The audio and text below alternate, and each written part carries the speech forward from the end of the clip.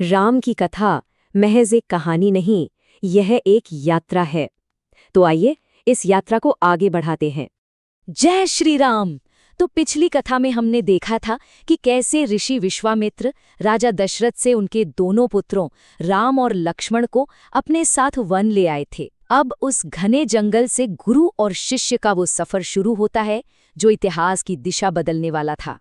इस सफर में हम देखेंगे राम और लक्ष्मण की पहली बड़ी परीक्षा, जानेंगे कि कैसे उन्हें दिव्य शक्तियां मिलीं और कैसे उन्होंने अपना वचन निभाया।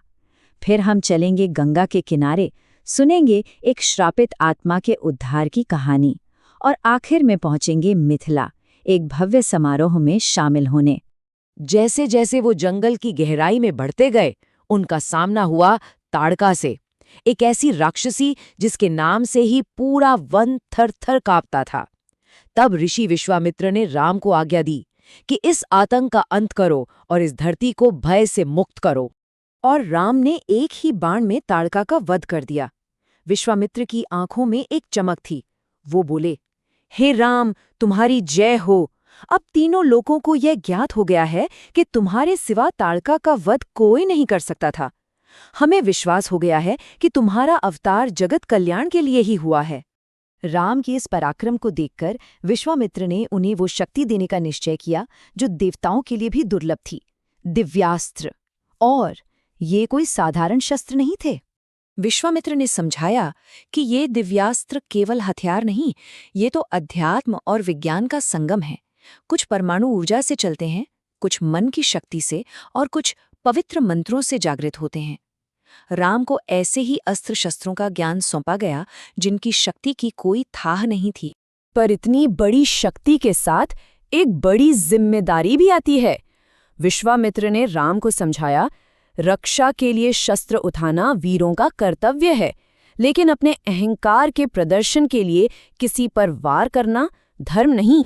अब वो समय आ गया था जिस काम के लिए वो अयोध्या छोड़कर आए थे। विश्वामित्र और बाकी ऋषि मुनि एक पवित्र यज्ञ की तैयारी कर रहे थे। एक ऐसा यज्ञ जिसे राक्षस बार बार आकर भंग कर देते थे, अपवित्र कर देते थे। और हुआ भी वही। यज्ञ शुरू होते ही मारीच और सुबाहु अपनी सेना लेकर आ धमके। पर इस बार सामने राम और लक्ष्मण थे। दोनों भाइयों ने उन सभी दुष्टों का संहार किया और उस आश्रम को हमेशा के लिए भयमुक्त बना दिया। वचन पूरा हुआ और ऋषियों का आशीर्वाद मिला। इस विजय की कहानी दूर दूर तक फैल गई और जल्द ही मिथिला के राजा जनक का एक दूत एक बहुत ही शुभ समाचार लेकर आश्रम पहुंचा। ये एक नए सफर का बुलावा था, एक और भी बड़े लक्ष्य का। संदेश था मिथिला से, राजकुमारी सीता के स्वयंवर का। राजा जनक ने विश्वामित्र को आदर सहित निमंत्रण भेजा था। विश्वामित्र चाहते थे कि राम और लक्ष्मण भी इस ऐतिहासिक पल के साक्षी बने। दोनों भाई खुशी खुशी तैयार हो गए। मिथिला जाते हुए रास्ते में वे पवित्र गंगा नदी के तट पर पहुंचे। तब विश्वामित्र ने राम को उनके ही पूर्वजों की अद्भुत कहानी सुनाई। कैसे राजा सगर के पुत्र एक श्राप से भस्म हो गए थे, कैसे पीढ़ियों तक राजा अंशुमान और दिलीप ने गंगा को धरती पर लाने की कोशिश की पर नाकाम रहे, और फिर कैसे राजा भगीरथ की घोर तपस्या से प्रसन्न होकर भगवान शिव ने गंगा के प्रचंड वेग को अपनी जटाओं में थाम लिया और धरती को बचाया। उसी दिन से गंगा ने सगर के पुत्रों को मुक्ति दिलाई। यात्रा आगे बढ़ी और वे एक उजाड़ से दिखने वाले आश्रम के पास पहुंचे। सब कुछ वीरान था, पर हवा में एक अजीब सी आध्यात्मिक शांति थी। और उस वीराने में एक तुलसी का पौधा अब भी हरा भरा था। विश्वामित्र ने बताया कि यह गौतम ऋषि का आश्रम है और सामने जो पत्थर की शिला है उसमें एक अभागन नारी की आत्मा कैद है जो बरसों से किसी उद्धारक की प्रतीक्षा कर रही है।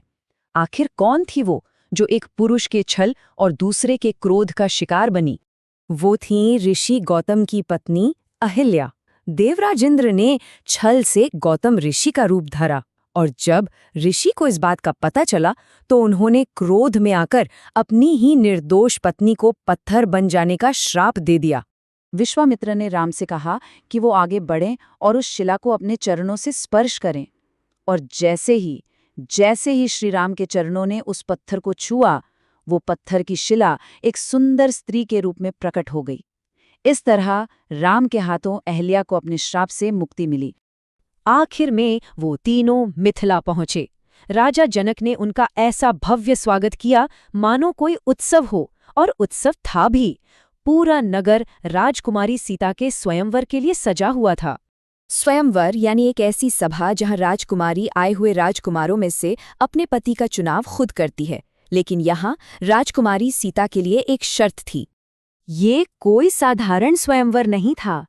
राजा जनक ने एक प्रण लिया था, एक ऐसी परीक्षा जिसमें दिव्य शक्ति की जरूरत थी, और जो भी इस परीक्षा में सफल होता वही सीता का वर बनता। ये पूरी की पूरी चुनौती एक ही चीज पर टिकी थी, एक दिव्य धनुष। राजा जनक का प्रण था कि जो भी वीर भगवान शिव के उस दिव्य धनुष को उठाकर उस पर प्रत्यंचा चढ़ा देगा, उसी से सीता का विवाह होगा।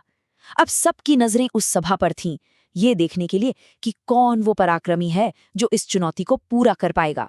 क्या राम उस दिव्य धनुष को उठा पाएंगे? कौन जीतेगा राजकुमारी सीता का हाथ? जानने के लिए हमारी इस यात्रा में बने रहिए। और अगर आप आगे की कथा सुनना चाहते हैं तो सब्सक्राइब करना न भूलें।